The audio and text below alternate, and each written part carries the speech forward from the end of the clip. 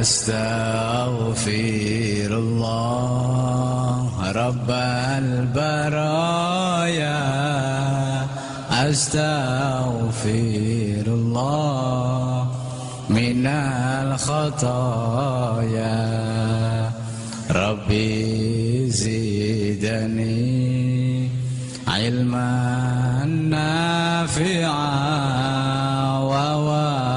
ووفقني عملا صالحا يا رسول الله سلام عليك يا رفيع الشان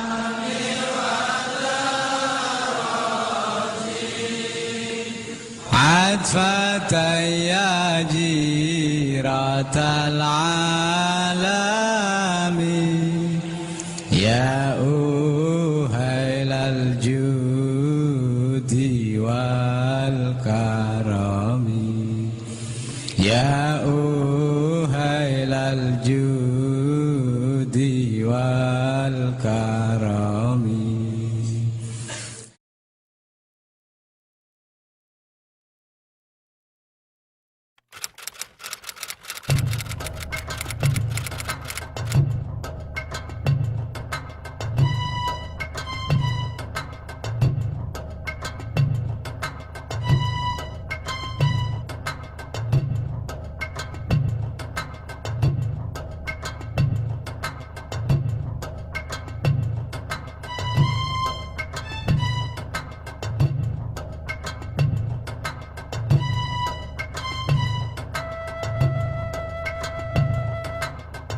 Komite Hijaz itu dibentuk ketika Saudi Arabia, Raja Saud itu mengundang semua orang Islam di seluruh dunia akan mengadakan muktamar di Mekah.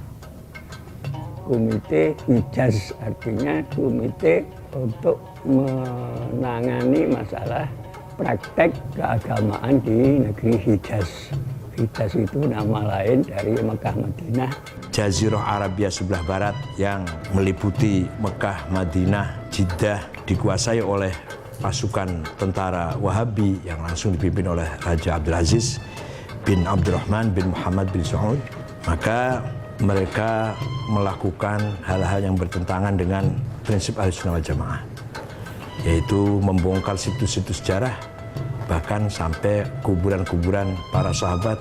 Di Ma'la itu ada kuburannya Sayyidah Khadijah, Asma binti Abu Bakar, Abdullah bin Zubair, ulama-ulama semua dibikin rata dengan tanah. Kemudian situs sejarah juga dibongkar, makom Syafi'i, tempat mengajarnya Imam Syafi'i. Terakhir akan membongkar makom Hadrati Rasul SAW dan Sayyidina Abu Bakar Umar.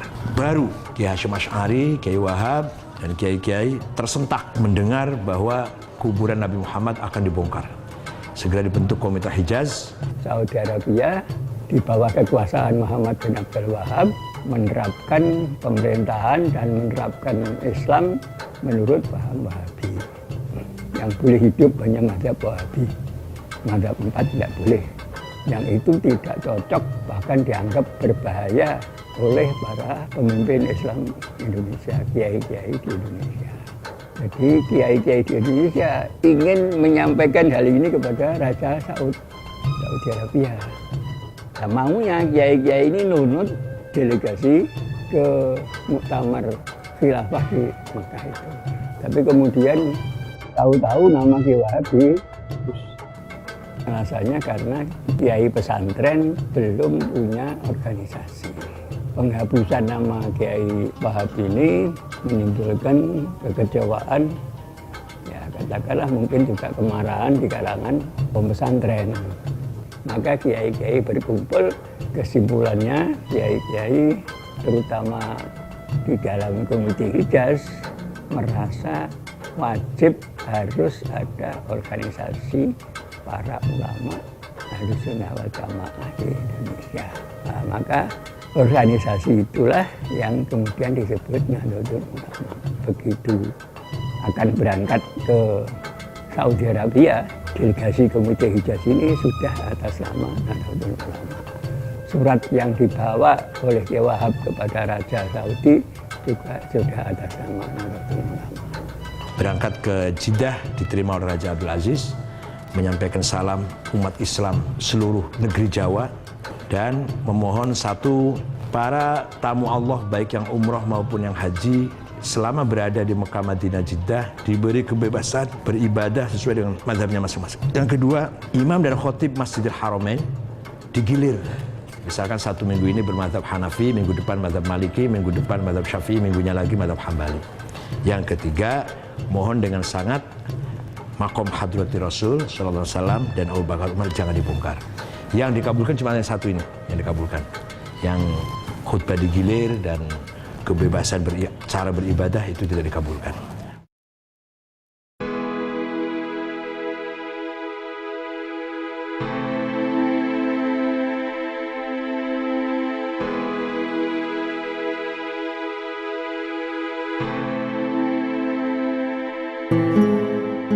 Kalau NU sebagai organisasi memang mulainya tahun 26 ya.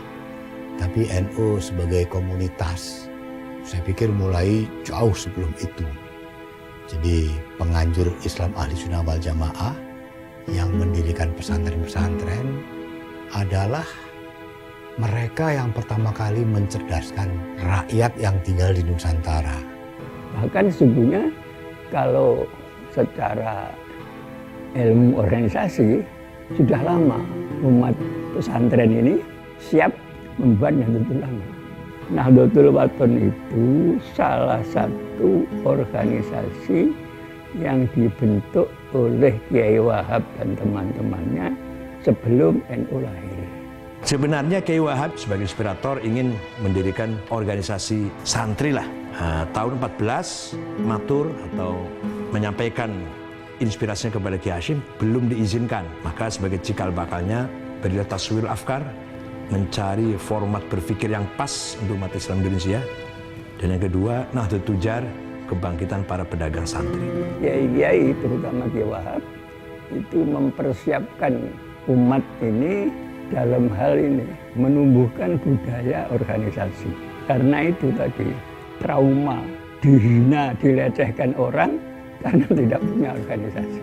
Lalu para pendiri NU itu berpikir, ini kalau ditanzim, ditata dalam suatu organisasi, alangkah lebih sangkil dan mangkusnya khidmah ini. Nah, Sayyidina Ali ngendika, yang batil saja bisa mengalahkan yang hak. Kalau yang batil ditata dengan rapi dan yang batal tidak.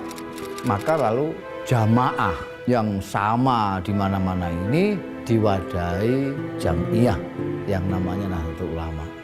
Tahun 26 itu Kiai Hasyim Asy'ari bersedia menjadi Rais NU dan oleh Kiai Wahab diberi jabatan Rais Akbar. NU lahir tahun 26 itu adalah menstrukturkan yang kultural. Karena itu ada semacam gap antara wadah dan isinya. Wadahnya modern, isinya tradisional.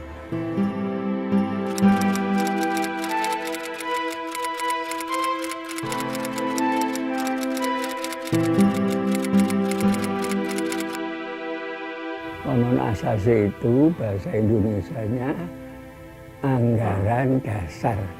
Konon itu anggaran, undang-undang, asasi itu dasar.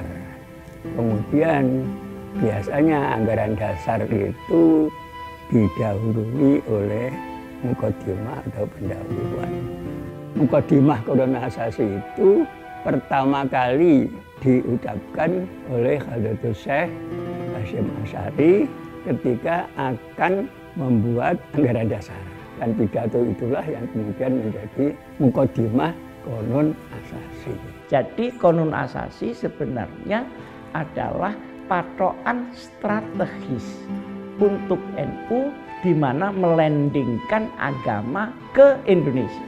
Kenapa NU harus punya anggaran dasar, punya Qonun Asasi? Karena kalau tidak punya Qonun Asasi, NU tidak akan punya hak badan hukum reh marsun.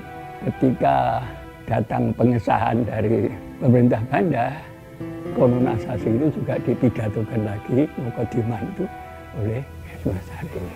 Yang saya tangkap dari mukadimah kononisasi itu pertama iman dan takwa, kedua persatuan di kalangan kaum muslimin, juga itu masalah kehidupan bermadhab.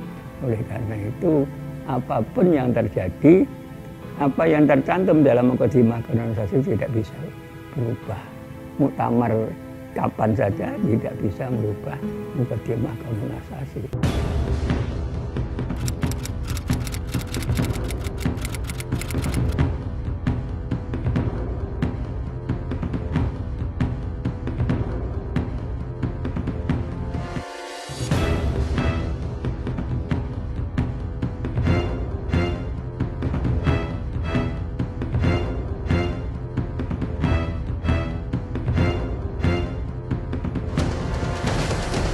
Peran NU tidak bisa diragukan, sangat besar sekali.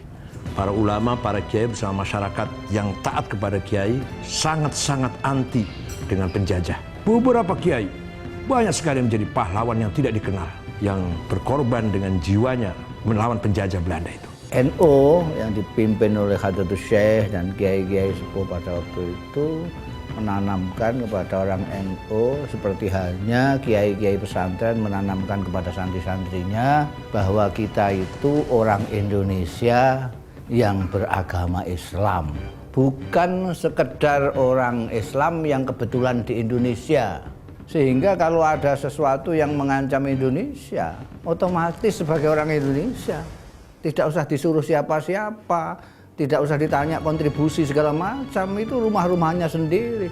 Kiai-kiai yang kemudian membentuk NU ini sejak sebelum terbentuknya NU sudah punya budaya melawan penjajahan, itu sudah ada.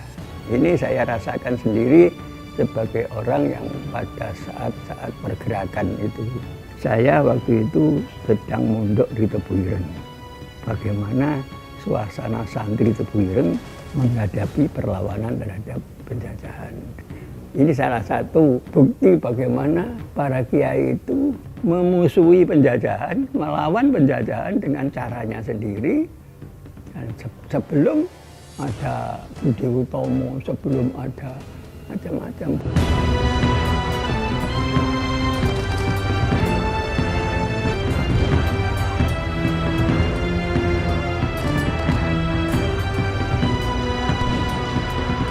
Karena saya kira itu tidak hanya sekedar penghormatan pada matahari, lalu memakai rukuk segala macam, itu sudah keterlaluan. Dan niatnya memang niat nyembah dewa matahari kan. Kiai Hasyim Asy'ari sendiri pernah ditahan 1 bulan oleh Jepang karena menolak keluar dari tahanan, tangan kanannya mati, tangan kanannya sudah tidak bisa bergerak. Mungkin dalam Kongres Pemuda peran kita tidak signifikan. Tapi menjelang mendirikan negara, beberapa tokoh NU ikut di dalam BPUPKI dan PPKI. Kalau dilihat dari jumlah mungkin tidak banyak ya, karena yang secara resmi berperan di BPUPKI itu kan Kiai Maskur dan Kiai Wahid Hasyim ya. Kemudian di PPKI mungkin hanya Kiai Wahid Hasyim yang berperan, karena dari 61 menjadi 17, lalu ditambah anggota baru kira-kira 20, sisanya yang anggota BPUPKI itu tidak semuanya masuk ke PPKI. Cuma kalau dilihat dari sudut substansi dan dampaknya bagi pembangunan bangsa atau berdirinya sebuah bangsa dan negara itu sangat besar. Yang menonjol adalah Pak Wahid Hasyim yang duduk di dalam Panitia 9 yang merumuskan pembukaan Undang-Undang Dasar. Jadi perannya cukup besar menurut saya. Karena dari sudut substansi itu NU tentu memberikan sumbangan-sumbangan bagi perumusan dasar negara yang kemudian menjadi Pancasila. Di dalam BPUPKI yang memperdebatkan dasar negara tanggal 29 Mei sampai dengan 1 Juni, itu NU juga ada di dalamnya dan ikut di dalam perdebatan sehingga deadlock pada tanggal 1 Juni. Kemudian pada tanggal 22 Juni ada Piagam Jakarta. Di situ dari 9 orang terpilih ada satu orang yang bernama Kiai Wahid Hasyim mewakili golongan Islam. Nah, itu dampaknya terhadap ideologi negara. Sumbangan NU itu sangat signifikan. Proklamasi kami bangsa Indonesia dengan ini menyatakan kemerdekaan Indonesia. Hal-hal yang mengenai pemindahan kekuasaan dan lain-lain diselenggarakan dengan cara saksama dan dalam tempo yang sesingkat-singkatnya. Jakarta, 17 Agustus 1945, atas nama bangsa Indonesia, Soekarno, Hatta.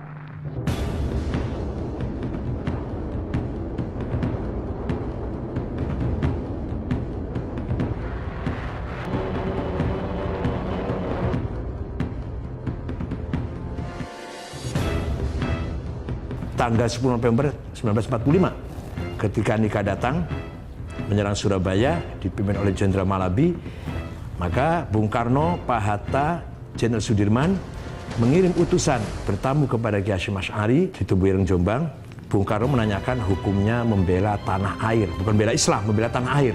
Kiai Hasyim Asy'ari mengumpulkan para ulama, jaringan-jaringan ulama di kontak semua, kumpul di Tebuireng tanggal 20 sampai 22 Oktober tahun 45. 2 hari 2 malam diskusi yang melahirkan resolusi jihad Hasyim Asy'ari. Singkatnya, mempertahankan hak tanah air melawan penjajah, hukumnya fardhu ain, wajib, seperti wajibnya sholat, seperti hukum wajibnya sholat. Penduduk Surabaya dan sekitarnya radius 80 km harus melawan dengan senjata, yang di luar radius kilometer harus mendukung dengan apa saja. Bung Tomo sowan Hadratus Syekh Hasyim Asy'ari. Karena itu Hadratus Syekh mengeluarkan fatwa jihad ketika ada sekutu mau masuk ke Indonesia. Kenapa? Karena itu mau menyerang rumahnya. Di lapangan, Kiai Wahab yang sebagai komandan umum mengambil tempat di sebuah rumah di desa Siwalkerto. Di lapangan, Kiai Abbas dari Cirebon dan Kiai Maskur dari Malang, itu yang sebagai komandan lapangan. Yang mimpin di 10 November itu antara lain ada Kiai Abbas dari Buntet. Jadi yang perlaya pada saat kejadian itu yang banyak ya santri-santri. Santri-santri.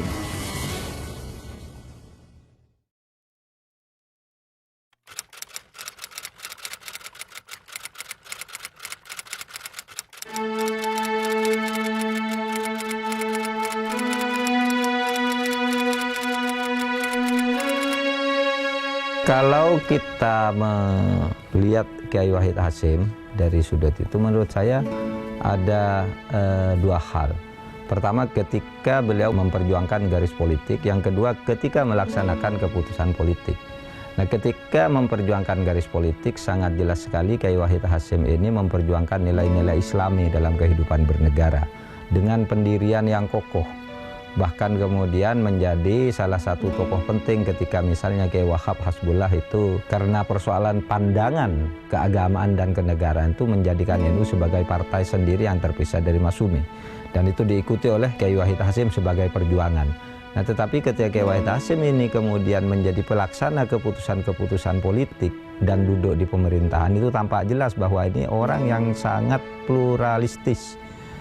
Penganut paham pluralisme, paham kebangsaan yang sangat kokoh.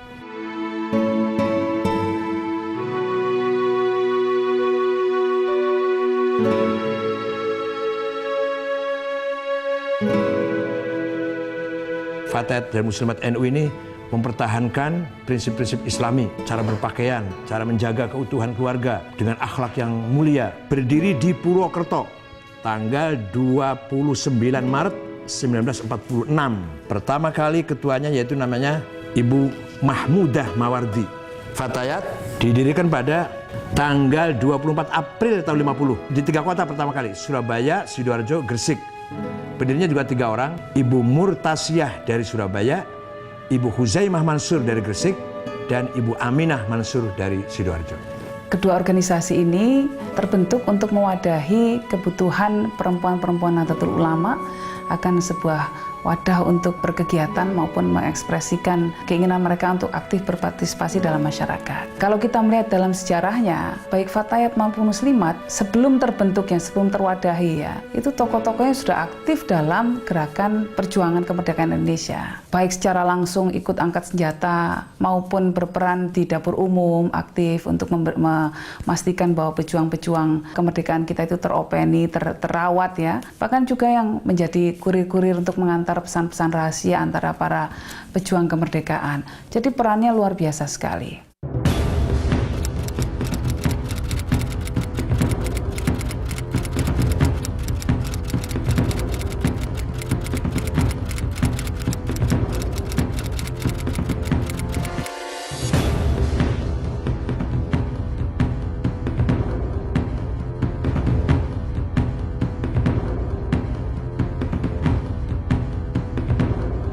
NU banyak tersinggung karena kiai-kiai NU sering tidak diajak bicara, diajak berembuk oleh tokoh-tokoh yang non-NU. Akhirnya NU keluar dari Masyumi dan menjadi partai sendiri. Tidak tahunya Tuhan yang ngatur, tidak lama terjadi PRRI, pemberontakan PRRI yang banyak sekali tokoh-tokoh Masyumi non-NU terlibat. Seandainya NU tidak keluar dari Masyumi, ikut dibubarkan.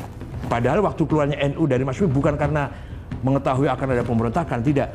Tapi itulah tangan Tuhan yang ikut campur, menggerakkan hati para ulama NU agar keluar dari Masyumi. Ya sebetulnya hubungan itu tidak berjalan mulus karena perbedaan latar belakang. Kebanyakan tokoh-tokoh Masyumi adalah berpendidikan barat, menjadi intelektual dan menganggap enteng para ulama NU yang sebetulnya tidak kalah dari mereka. Karena adanya ketidaksesuaian pendapat dengan tokoh-tokoh dalam Masyumi, maka ulama-ulama NU mendirikan partai dan akhirnya menjadi pemenang ketiga dari pemilu. Dalam kurun itu yang menonjol adalah pemberian gelar Waliul Amri Daruri Bisyaukah kepada Presiden Soekarno yang dilandaskan dengan ketentuan-ketentuan di dalam fikih. Orang-orang yang tidak paham fikih menganggap itu upaya menjilat Bung Karno, padahal sama sekali jauh dari itu. Nah, ketika itu NU masih memperjuangkan Islam menjadi dasar negara yang dilakukan di dalam waktu 56 sampai 59 di dalam Majelis Konstituante.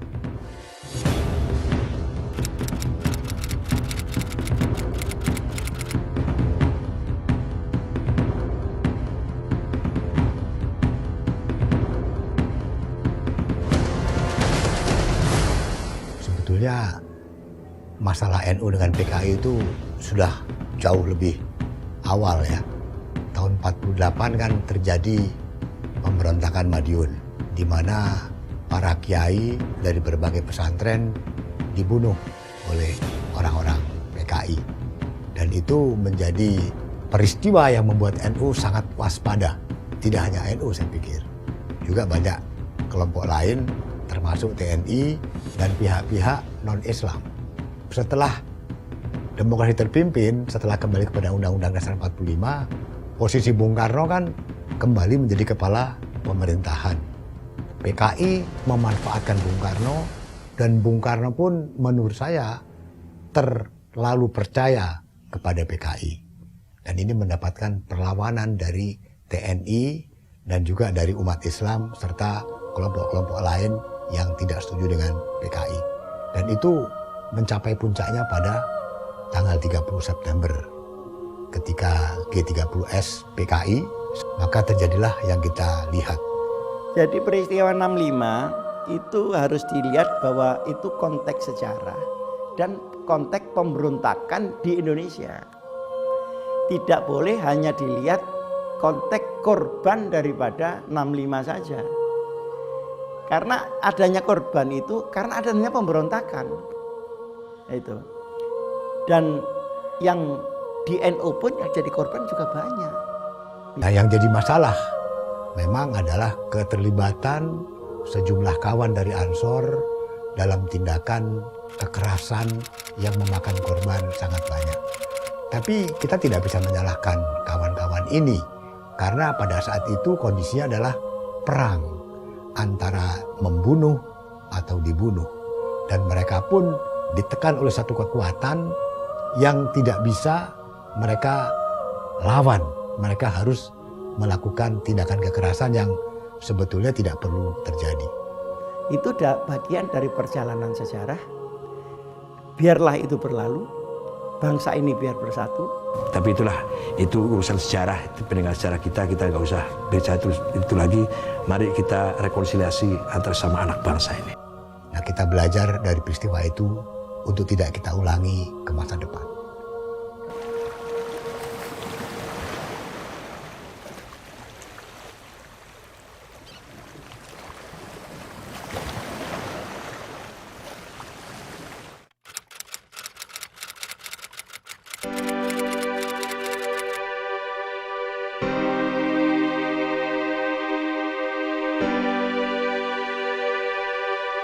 Ketika itu tokohnya yang terkenal Pak Subhan dengan Pak Syekhu ngotot ingin pemilu luber langsung bebas rahasia dengan keyakinan NU akan menang, minimal akan menunjukkan kekuatan NU lah.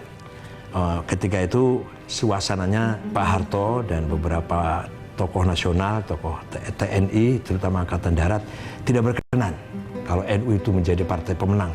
Maka dari Sekber Golkar, sekretariat bersama golongan karya yang di situ juga ada Pak Subhan di situ. Kemudian dijadikan kendaraan, tidak mengatakan itu partai, tapi itu golongan karya dan golongan karyalah yang harus menang. Kalau menurut saya, dulu itu ada kekuatan sosial politik di Indonesia itu ada 6. PNI, Masyumi, PKI, NU, militer. Setelah Bung Karno tidak ada, PNI tidak ada, Masyumi tidak ada, PKI tidak ada, tinggal 2. Tentara bikin Golkar. Maka yang dijeleng-jeleng, yang ditekan-tekan itu NU. Pemilu pertama tahun 71 sudah diperlakukan begitu kejam, NU masih eksis. NU menjadi sasaran dari pemerintah Orde Baru pada pemilu tahun 71 dan seterusnya. Hal itu terjadi karena pemerintah masih menganggap NU masalah, ancaman, karena masih menginginkan negara berdasar Islam. Karena itu lalu dilakukan segala macam upaya, termasuk akhirnya dibonsaikan dalam P3. Dan betul-betul NU waktu itu sudah menjadi kecil secara politik. Ya itulah sejarah perjalanan bangsa kita. Kita tidak usah mengungkit-ungkit itu ke belakang. Kita maafkan, tapi tidak bisa dilupakan. Atas nama pimpinan Majelis Permusyawaratan Rakyat, saya sampaikan selamat bersidang, selamat bermusyawarah. Semoga Allah Subhanahu wa Ta'ala senantiasa melimpahkan taufik dan hidayahnya kepada kita sekalian dalam rangka usaha pembangunan bangsa dan negara Republik Indonesia.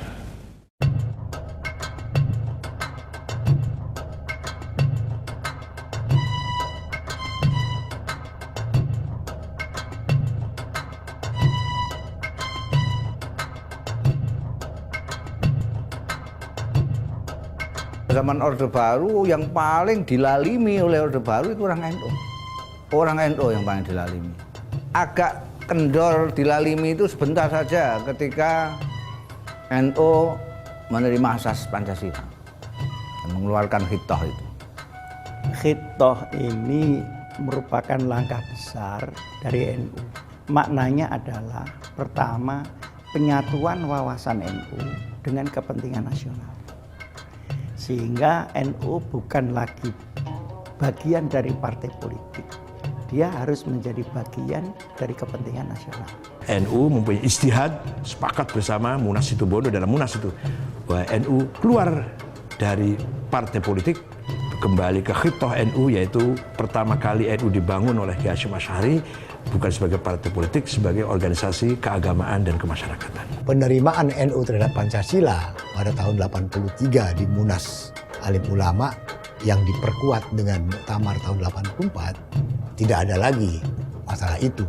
Dan itu penerimaan itu adalah menurut saya awal baru dari hubungan antara Islam dan Indonesia. Gus Dur sama Kiai Ahmad Siddiq itu mempunyai diplomasi yang bagus sekali, sehingga bisa meyakinkan Pak Harto bahwa Hitoh ini akan lebih baik. Dan ternyata dimanfaatkan betul sama Pak Harto. Hitoh ini untuk menghalang-halangi orang untuk berpolitik praktis saja itu. Hitoh Nahdlatul Ulama itu berarti menata kembali Nahdlatul Ulama menurut cita-cita semula. Itu pokoknya ke sana. Ya, noto masalah dakwah, masalah ibadah, masalah paham keagamaan, dan lain-lain. Juga noto bagaimana sikap kenegaraan kita, dan lain-lain, termasuk juga bagaimana sikap kita terhadap politik. Hitoh Nahdlatul Ulama ini pada prinsipnya adalah menunjukkan ini loh, garapan-garapannya pendahulu-pendahulu kita dulu yang harus dilaksanakan secara baik, secara organisatoris, secara bagus. Karena Hitoh itu lahir pada zaman Indonesia sedang ribut berpolitik, ya. Banyak penafsir Hitoh yang berdasar atas kepentingan. Karena momen pada waktu itu momen politik, sehingga Hitoh sampai sekarang ini ada Rois Suriah yang mempunyai pikiran bahwa Hitoh itu karena politik. Dulu ada Majelis 24 yang terdiri dari kiai-kiai, dari tokoh-tokoh muda dan lain sebagainya yang mengadakan diskusi yang intens mengenai gimana NU ini kok jadi khidmahnya kepada umat kok tidak seperti dulu-dulu. Akhirnya Majelis 24 ini membentuk tim 7. Tim 7 yang diketuai oleh Gus Dur. Di dalam Hitoh itu disebutkan bahwa khidmah Nahdlatul Ulama bisa berhasil dengan baik tergantung kepada pimpinan, pengurus dan warga NU di dalam menjalankan Hitoh Nahdlatul Ulama ini. Kita ingatkan 94 Orde Baru melalui Kasat waktu itu ingin mencegah supaya Gus Dur tidak terpilih di dalam muktamar di Cipasung. Pak Harto itu tidak ingin NU dipimpin oleh orang NU, itu kan sudah keterlaluan. Di Cipasung itu tidak boleh orang NU milih tokohnya sendiri. Ya masukkan orang yang nggak jelas nasabnya di NU supaya mimpin NU. Upaya itu tidak berhasil. Di situ kita melihat bahwa kemandirian NU tetap terjaga karena kita juga utuh. Walaupun kita dipengaruhi orang lain, ditekan orang lain, tapi kita punya kemandirian.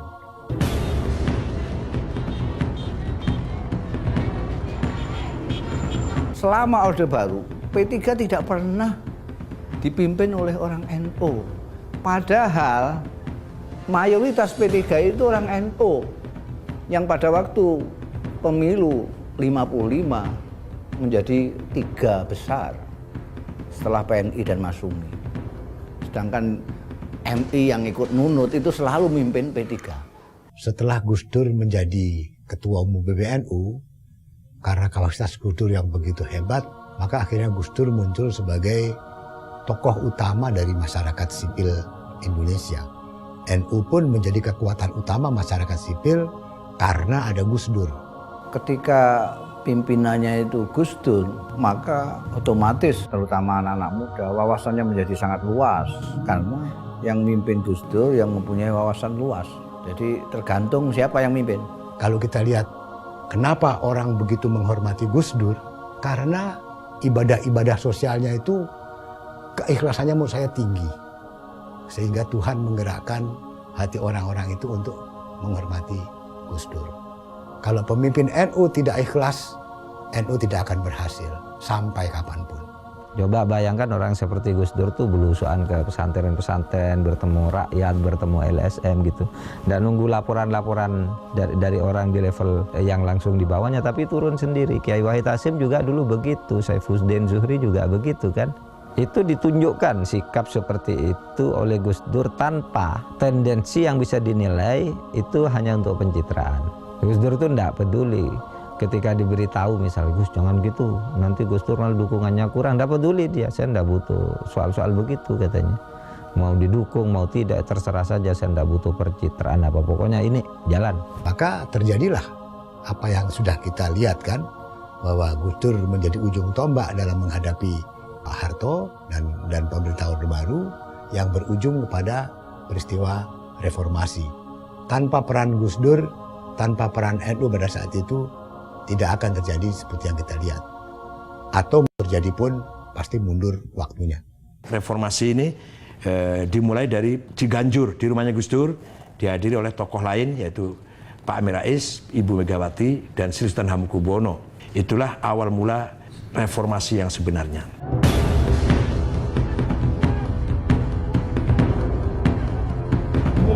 Alhamdulillah wassalatu wassalamu ala Rasulillah Sayyidina Muhammad ibn Abdullah sallallahu alaihi wasallam.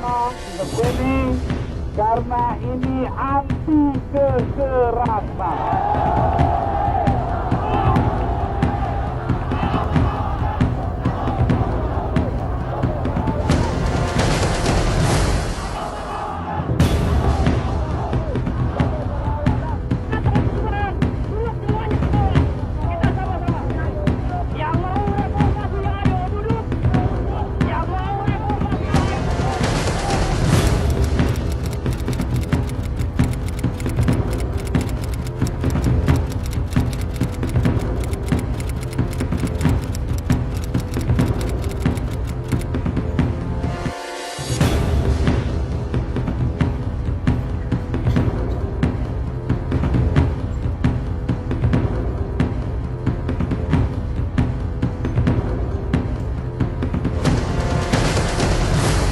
Saya memutuskan untuk menyatakan berhenti dari jabatan saya sebagai Presiden Republik Indonesia.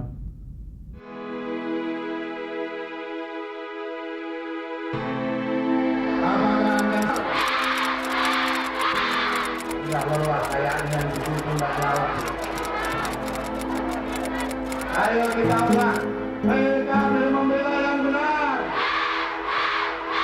Dibentuk PKB itu tanggal 23 Juli tahun 98, setahun sebelum pemilu.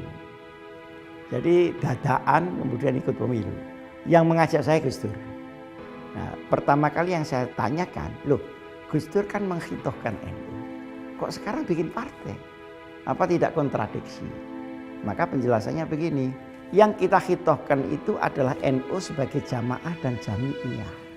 Ini harus menempati posisi hitoh yang hubungannya itu bukan NU partai tapi NU bangsa.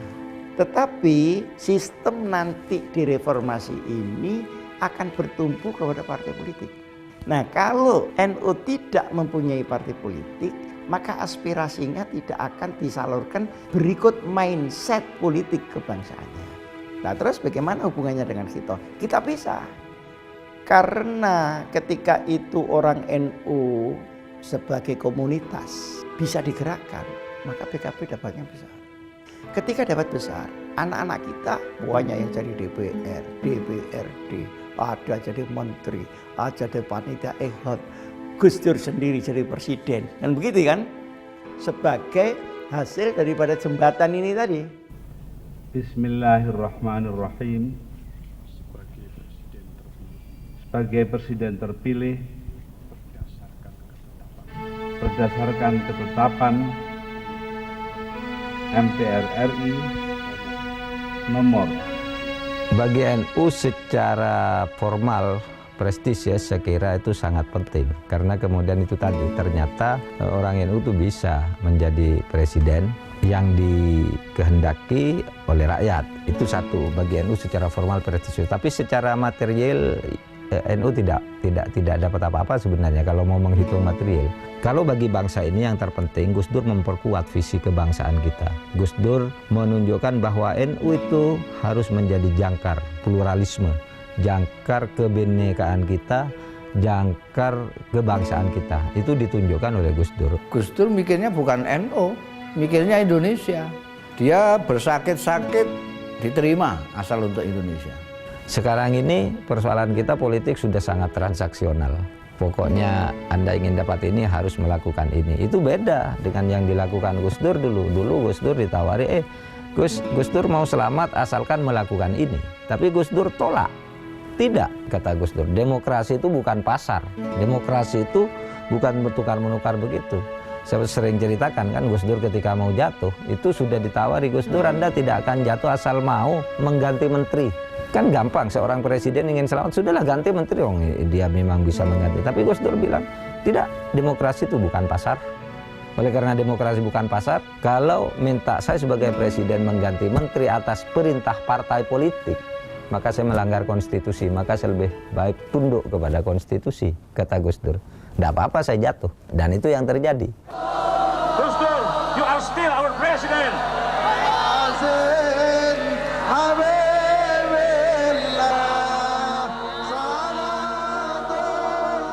Pada waktu itu ya NU tentu mengalami pukulan secara moral ya, karena presiden Indonesia yang dibangga-banggakan oleh NU lalu jatuh dengan cara tragis seperti itu. Tetapi orang NU juga harus bangga ketika Gus Dur itu ternyata memberi contoh bahwa negara yang begitu besar dengan presiden yang begitu banyak dukungan dijatuhkan di dalam sebuah proses politik tetapi tanpa korban darah sedikit pun. Anda tahu jatuhnya Pak Harto misalnya itu makan korban Semanggi, makan orang-orang diculik yang hilang 14 orang sampai sekarang tidak ketemu. Bung Karno jatuh juga tuh lebih parah lagi, mengorbankan darah manusia begitu banyak, konflik PKI dengan rakyat dengan angkatan darat itulah kan, lalu ratusan ribu orang meninggal menjadi korban sampai kemudian menjatuhkan Bung Karno. Zaman Gus Dur coba Anda lihat, tidak ada satupun orang meninggal ketika Gus Dur jatuh. Karena apa? Karena Gus Dur sendiri sudah menyatakan tidak masuk akal kalau hanya mempertahankan kekuasaan itu harus mengorbankan nyawa seseorang.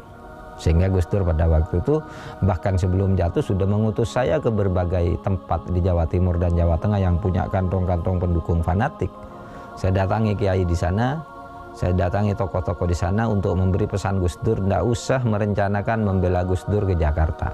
Pada waktu itu kan sudah siap pasukan berani mati kan, dari Jawa Timur, dari Jawa Tengah udah datang ke Jakarta. Nah kalau Gus Dur mau, ya dibiarin aja gitu kan pasti terjadi pertumpahan darah. Mungkin orang berhasil saja menjatuhkan Gus Dur, tapi dengan cara yang berat. Kalau Gus Dur mau melawan pada waktu itu.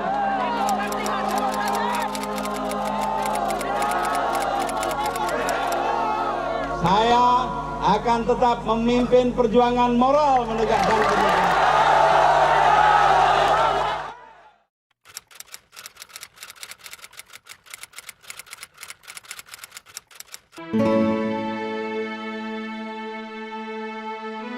ICIS itu singkatan dari International Conference of Islamic Scholars. Kalau di bahasa Arab kan itu Al-Mu'tamarud Duwali lil Ulama wal Mustaqofin al-Muslimin. Saya bentuk tahun 2003. Ketika itu masih panas-panasnya serangan-serangan barat terhadap Islam. Sehubungan dengan perang terhadap terorisme yang dimulai semenjak 9/11. Jadi tanggal 11 September yang menjadi misinya dua. Pertama, Islam yang rahmatan lil alamin. Maksudnya untuk mengembalikan citra Islam tidak seburuk yang orang barat menyangka. Satu, dikembalikan kepada Islam yang sesungguhnya. Yang kedua, kita membawakan Pancasila sebagai cara orang Islam dan lintas agama di Indonesia untuk bernegara, tidak merugikan agama, sekalipun bukan negara agama. ICIS sama sekali tidak mengadopsi pikiran dunia manapun kecuali moderasi model Nahdlatul Ulama. Dan ternyata oleh dunia itu diterima. mengapa konflik itu terjadi. Nah, ternyata konflik itu terjadi berbagai macam sebab. Tidak hanya sebab agama, tapi yang penting adalah sebabnya karena menyalahgunakan agama, dia tidak mengerti agama, atau faktor-faktor non-agama yang diagamakan.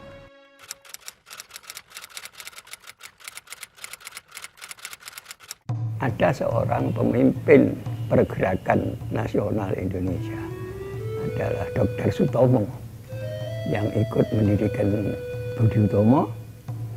Beliau mengatakan pesantren adalah konservatorium patriotisme dan nasionalisme Indonesia.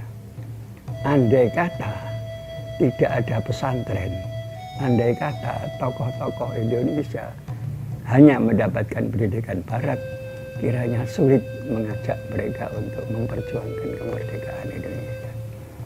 Semangat memperjuangkan Indonesia itu sangat didukung oleh pesantren-pesantren.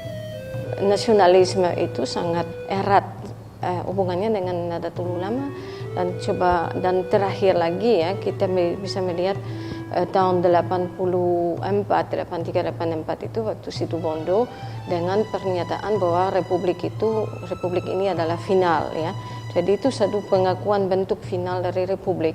Ini sesuatu yang cukup luar biasa yang disumbangkan oleh NU.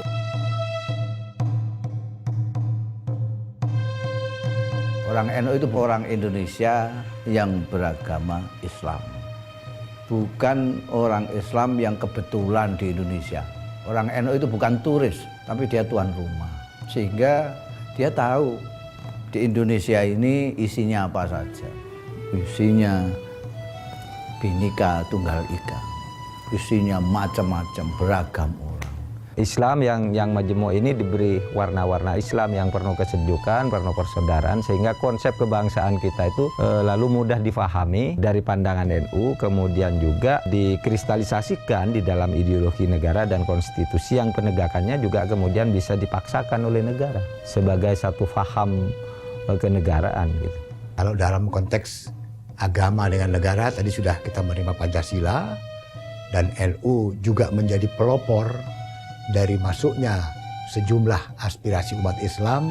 Dan sekali lagi kita tidak bisa menafikan peran Gus Dur untuk meletakkan dasar-dasar adanya demokrasi di Indonesia yang berujung kepada reformasi. Gus Dur itu punya andil besar sekali dalam keterbukaan pemikiran orang-orang NU muda. Dia memberi satu kepercayaan diri dan juga perlindungan kepada pembaruan di dalam NU. Ya, Gus Dur itu selalu memikirkan bahwa yang bisa mengkontribusi sesuatu justru itu adalah orang-orang keluaran pesantren.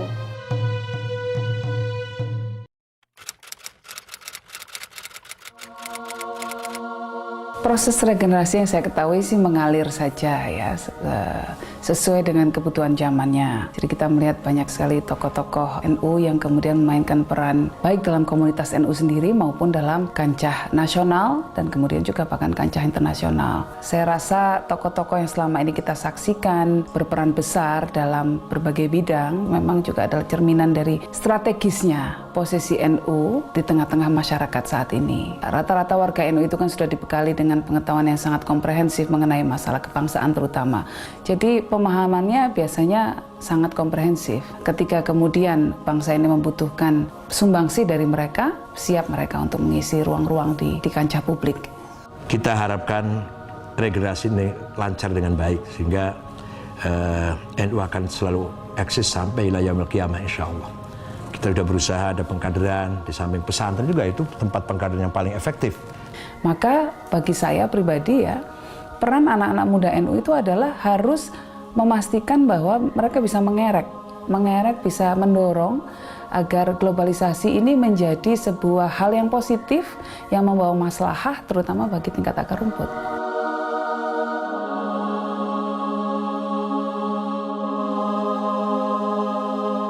Ya sebenarnya nilai yang dibawa oleh NU banyak ya. Tapi kalau ditanyakan secara singkat saya kira ya bahwa yang terpenting mungkin adalah kemampuan untuk adaptasi pada konteks lokal. pada kebudayaan lokal ya. Warga NU selain harus berbangga juga harus menjaga warisan ini sebagai warisan para tokoh-tokoh NU juga. Ya, sehingga Indonesia akan tetap menjadi satu bangsa yang kuat dalam ikatan kebinekaan, dalam ikatan pluralisme yang sekarang ini menjadi sangat relevan untuk selalu dikampanyekan lagi.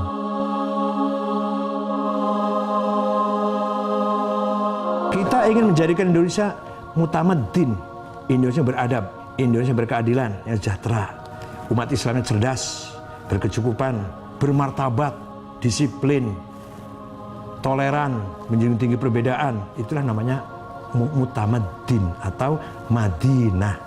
Jadi ke depannya menurut saya peran kesejarahan NU adalah menjadi kekuatan utama masyarakat sipil untuk memperjuangkan demokrasi ekonomi. Kalau dalam era Gus Dur dulu NU melawan pemerintah karena pemerintahnya memang harus dilawan, maka ke depannya NU harus menjadi mitra pemerintah dalam mewujudkan demokrasi ekonomi.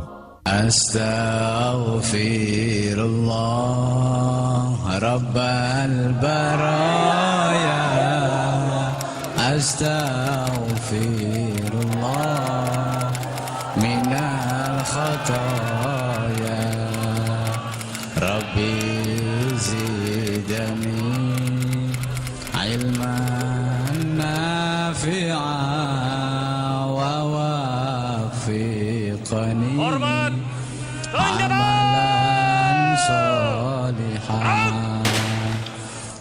Kita telah kehilangan salah seorang putra terbaik bangsa, seorang guru dan bapak bangsa, dan seorang negarawan terhormat.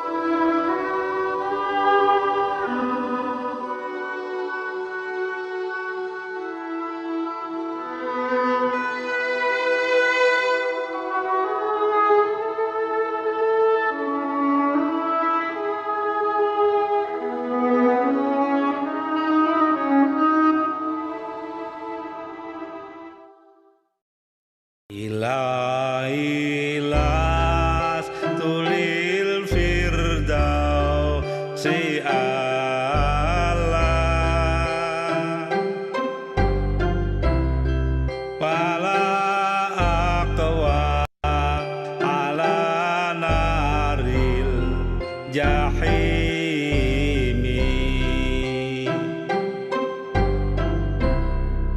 pahabali